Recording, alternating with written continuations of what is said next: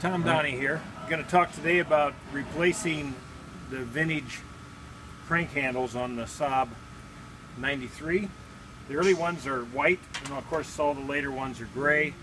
And the problem you've got is the gray ones are too big. So all I've done with these two gray ones is I've chucked it up on the lathe and I've cut the edge out here to where it now replicates what the white one would be.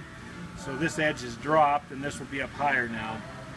I did remove, there's a little lip on the top here. I did flat sand that off too. When you're done, you can just paint them up, clean them good, or you'll get the zebra effect.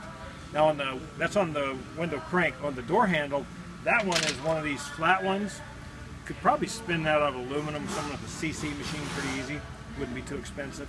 What I did is I just made this one a lot smaller. I just kept cutting on it. You can see the diameter's different on those. And that's all I did.